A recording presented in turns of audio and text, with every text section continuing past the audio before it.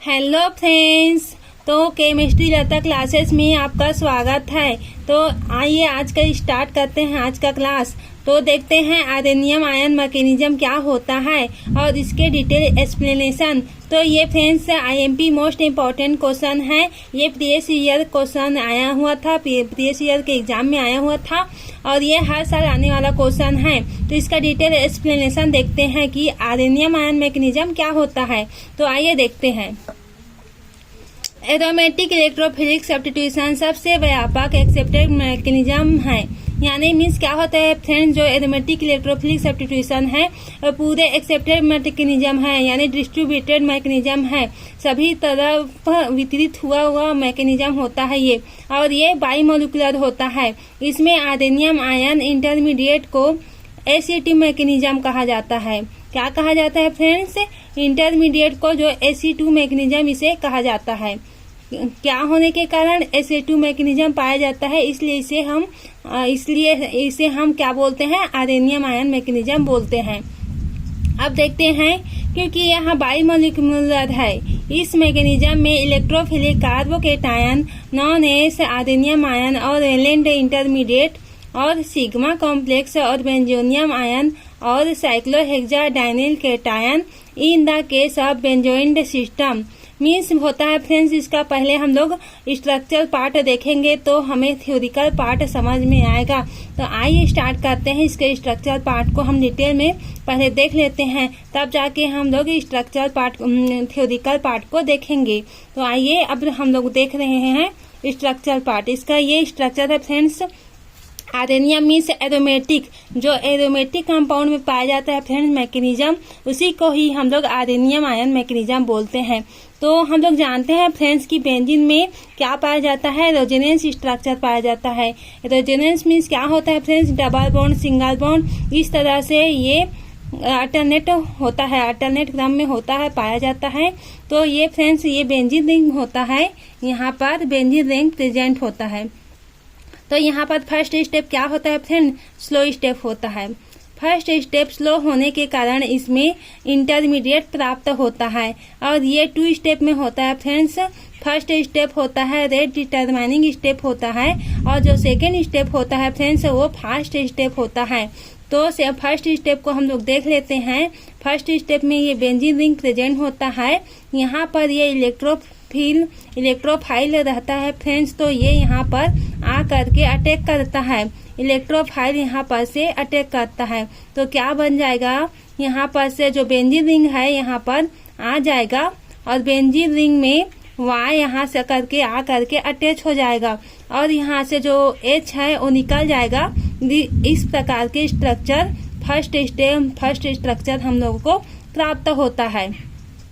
ये first structure हम लोग को प्राप्त होता है फ्रेंड्स।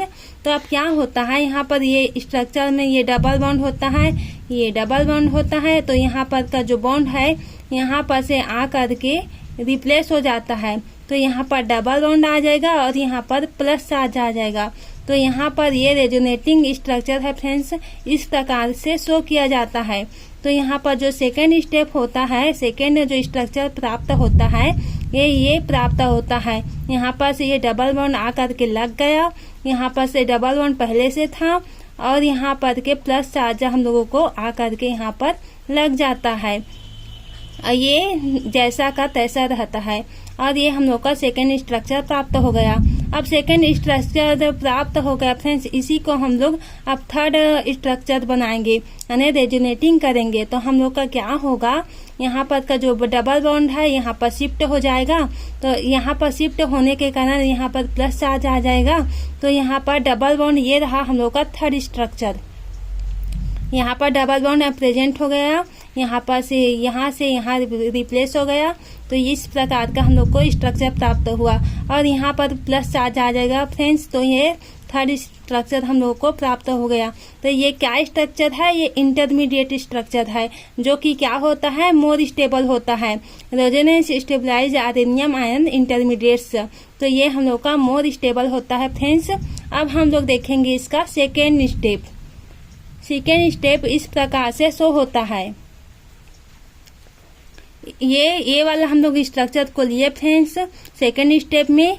यहाँ पर का जो सेकेंड स्ट्रक्चर हम लोग को प्राप्त होता है उसको हम यहाँ से लेंगे, सेकेंड स्टेप को करवाएंगे। तो यहाँ पर बेस जो होता है यहाँ पर H से आ करके अटैक करता है और H को बाहर निकाल देता है।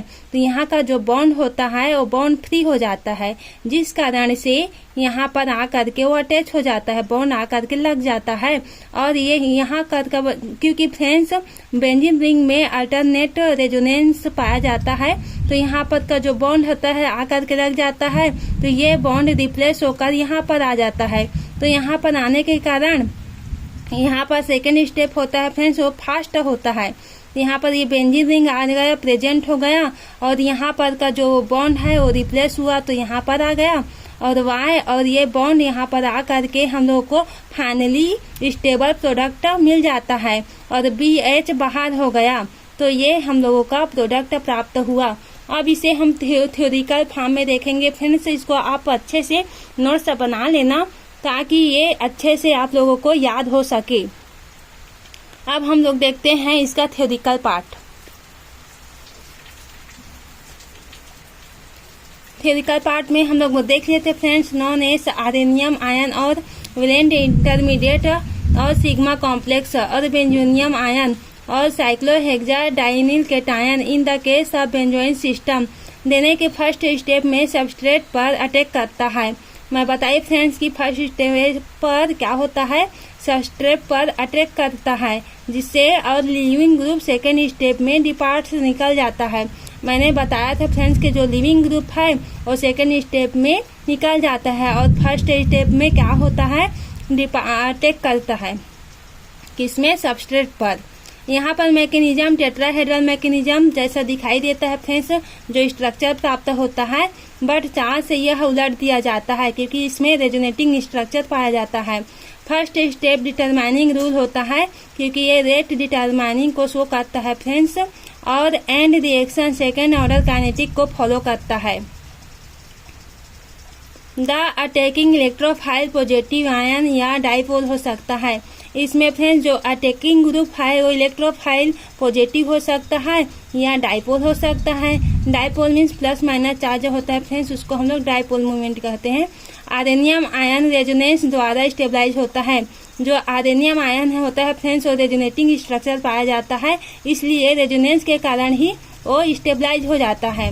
बट एरोमेटिसिटी के लॉस के कारण इसकी resonance energy parent aromatic system की तुलना में काफी कम हो जाती है। यहाँ पर क्या होता है फ्रेंड्स, एरोमेटिसिटी के कारण, लॉस के कारण यहाँ पर क्या होता है, रेजोनेंस में जो एनर्जी पाया जाता है पेरेंट एरोमेटिक सिस्टम की तुलना में काफी कम होता है। दूसरा आर्सेनियम आयन एक प्रोटॉन खो देता है एंड मोर स्टेबल प्रोडक्ट प्राप्त होता है। एरोमेटिक स्टेप में बदल दिया जाता है, जिसके कारण हम लोगों को मोर स्टेबल प्रोडक्ट यहाँ पर प्राप्त होता है। रिएक्शन मिक्सर में प्रेजेंट एक बेस प्रोटॉन को रिमूवल में हेल्प्स करता है। तो ये आज का हम लोगों का क्लास यहीं से एंड करते हैं फ्रेंड्स। मेरा वीडियो पसंद आया होगा तो अपने फ्रेंड सर्कल में जो शेयर कर देना और लाइक कर देना। इसी तरह से मेरे आने वाले वीडियो को नोटिफिकेशन पाने के लिए बेल आइकन को क्लिक कर देना। तो थैंक यू। आज का क्लास यहीं से एंड करते हैं। आप इसे अच्छे से नोट्स कर लेना। ये है आज का नोट्स और ये मोस्ट इम्पॉर्टेंट क्वेश्चन है।